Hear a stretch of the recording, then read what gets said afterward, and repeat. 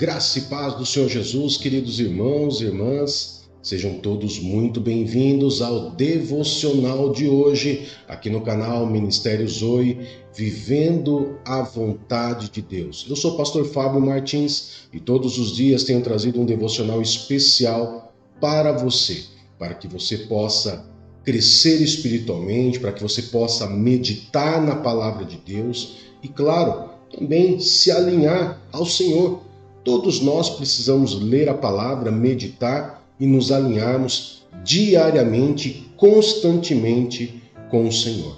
E o nosso devocional de hoje, queridos, tem como tema Como nos dias de Noé. Vamos entender bem essa colocação que o próprio Jesus nos trouxe? É bem interessante quando nós conhecemos a Bíblia, quando nós fazemos essa comparação, como nos dias de Noé, nós analisamos, nós meditamos, ela vai muito além do que nós podemos pensar através simplesmente da sua escrita. Ela vai muito além, ela nos faz refletir, nos faz pensar coisas que talvez você ainda não tenha pensado. E eu quero convidar você a vir comigo nesse devocional para você pensar junto comigo e meditar nessa palavra poderosa de Deus. E claro que, como sempre eu faço, queridos, eu quero convidar você que ainda não é inscrito em nosso canal para que você possa se inscrever em nosso canal. Basta você clicar nesse botãozinho inscrever-se aí, ativar o sininho de notificação, marcando a opção todas, e você vai ser notificado toda vez que nós tivermos um novo vídeo, uma live. Você vai poder estar assistindo, se fortalecendo no horário que você quiser. Bom? Então vamos lá, queridos. Então não esqueça também de curtir, comentar e compartilhar. Isso ajuda bastante o nosso canal. Bom? Então vamos lá. O primeiro texto que eu quero trazer é justamente o que traz esse contexto da onde o próprio Jesus diz como nos dias de Noé.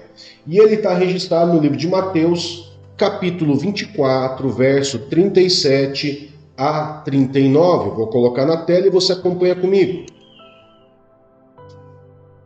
Como foi nos dias de Noé, assim também será a vinda do Filho do Homem. Pois como nos dias anteriores ao dilúvio, as pessoas comiam, bebiam, casavam-se e se davam em casamento até o dia em que Noé entrou na arca. Eles nada perceberam, até que veio o dilúvio e os levou a todos. Assim acontecerá na vinda do Filho do Homem. Queridos, o próprio Jesus, ele nos fala como será a sua vinda. A sua vinda acontecerá de uma maneira inesperada. Quando menos pensarmos, quando menos imaginarmos, ele estará voltando. Mas por que Jesus ele fez esse comparativo como nos dias de Noé? Ah, pastor, porque nos dias de Noé eles também estavam assim, né? Todos felizes, todos dados ao mundo, né? Verdade. No entanto, que o próprio livro de Gênesis, capítulo 6, versos 5 e 8, ele nos traz claramente como era o tempo de Noé, para que nós possamos meditar e entender o que Jesus quis dizer. Olha lá. O Senhor viu quão grande era a maldade do ser humano na terra, e que toda a inclinação dos pensamentos do seu coração era para o mal o tempo todo. Então o Senhor se arrependeu de ter feito o ser humano sobre a terra, e isso lhe cortou o coração. O Senhor disse: eliminarei da face da terra o ser humano que criei, e com ele também os animais de rebanho, os animais rastejantes, as aves do céu, pois me arrependo de havê-los feito. Noé, porém, encontrou favor aos olhos do Senhor. Queridos, raciocina comigo uma coisa. Se no tempo de Noé o próprio Deus diz que ele se arrependeu de ter feito o ser humano, que aquilo cortou o coração de Deus, porque a maldade crescia muito, porque a inclinação dos pensamentos do ser humano era sempre para o lado mal, hoje é diferente? Não, hoje não é diferente. Isso me faz entender que o tempo que nós vivemos é um tempo que não agrada a Deus, como não agradava nos tempos de Noé. Ou seja, não é somente a volta de Cristo, é também nós entendemos que não agrada a Deus o estilo de vida que o ser humano está tendo hoje. E quando nós vamos olhar para a Bíblia, queridos, é importante salientar o porquê que Jesus fez esse tipo de comparativo do tempo de Noé com o tempo da sua próxima vinda, agora para arrebatar sua igreja. O objetivo principal dele fazer esse comparativo é valorizar a certeza da sua volta, é valorizar, dar crédito e poder dizer, é verdade isso que eu estou dizendo. E essa é uma situação que não aconteceu ainda. A volta de Cristo, ela não se deu ainda, mas está muito próximo de acontecer. Até, no entanto, que se nós analisarmos o capítulo 24 de Mateus, lá vai nos trazer várias características do final dos tempos. E você vai poder confirmar que nós estamos muito próximo da volta de Cristo. Agora, se Jesus fez esse comparativo para dar credibilidade que aqueles que creem nele, que creram nele, tanto no passado como você que hoje crê em Jesus, crê que a volta dele está próxima, tem mais comparativos na Bíblia que nos faz ter mais fé, mais convicção de que esse comparativo ele é verdadeiro e que vai acontecer brevemente. Pois existem comparativos na Bíblia que já ocorreram e que também houve esses comparativos, esses paralelos. E eu quero mostrar para você na Bíblia, primeiro, o encontro de Jesus com Nicodemos. Nicodemos, um homem mestre da lei, chega até Jesus, ele gosta de Jesus, tem uma conversa com Jesus e ele diz o quê? Vamos ver lá o livro de João, capítulo 3, verso 14 e 15. Olha só o que Jesus fala para ele. Ele faz um comparativo.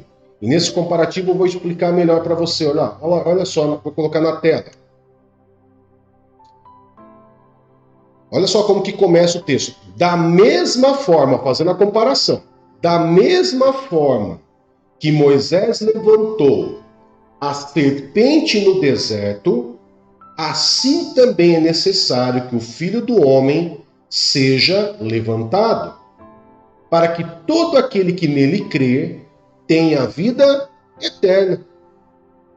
Por que Jesus fez esse comparativo do tempo de Moisés? Porque ele estava conversando com o mestre da lei, que conhecia a história de Moisés, a lei e as histórias. Então Jesus ele fez o quê? Para poder credibilizar, para poder mostrar para aquele homem, aquele mestre da lei, que embora admirasse Jesus já, pudesse confirmar para ele, eu sou esse que as pessoas vão crer e que se crer vão ter vida. O que Jesus fez? Jesus pegou uma história lá de Moisés, quando o povo se rebelou com Deus, aonde Deus enviou serpentes para poder morder, picar todos os israelitas. E os israelitas clamaram a Moisés, falando, Moisés, clame a Deus para que isso pare, porque muitos de nós estamos morrendo. O que o Senhor pega e fala para Moisés? Moisés, pega e faz uma serpente, coloca ela numa estaca e estenda. E quando eles forem mordidos por uma serpente, fala para eles olharem para a serpente, que eles não morrerão. Da mesma forma, Jesus falou para ele, da mesma forma que a serpente foi levantada no deserto, eu vou ser levantado numa cruz, para que todo aquele que crer tenha vida eterna.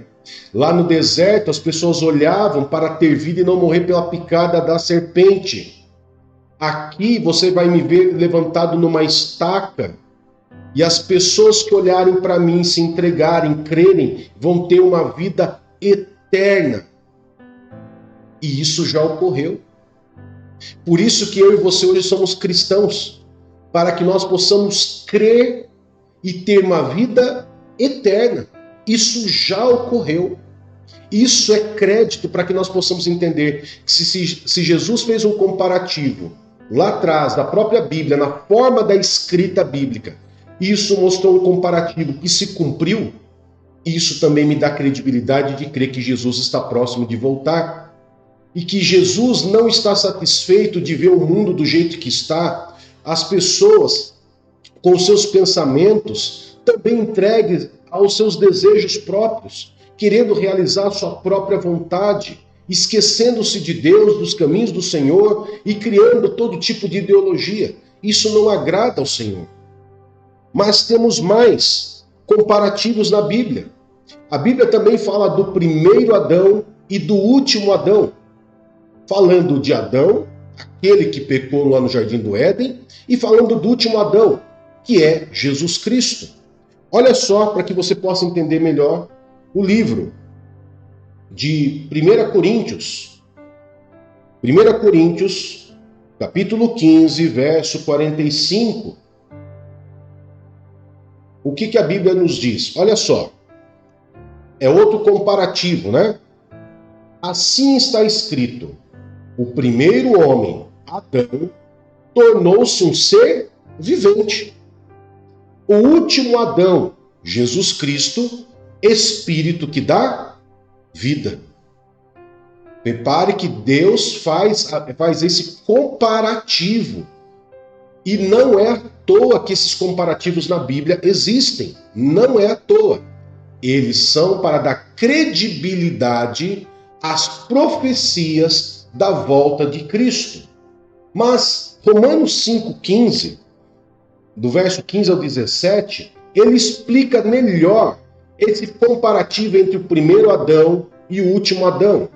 Verso 15 a 17 de Romanos 5 diz: entretanto, não há comparação entre a dádiva e a transgressão.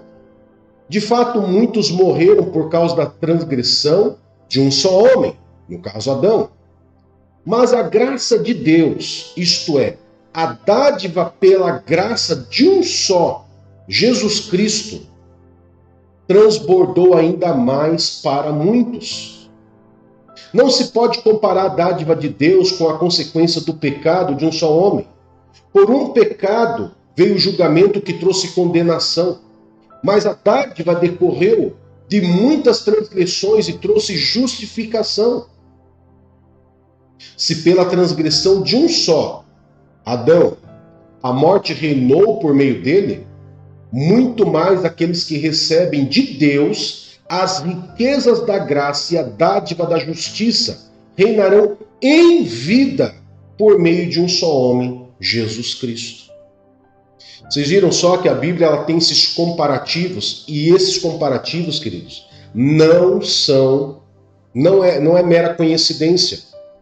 Ela é realmente escrita dessa forma para provocar a sua fé, para provocar, para poder gerar fé, esperança de que a volta de Cristo não está longe. E detalhe, ele também não está demorando para voltar.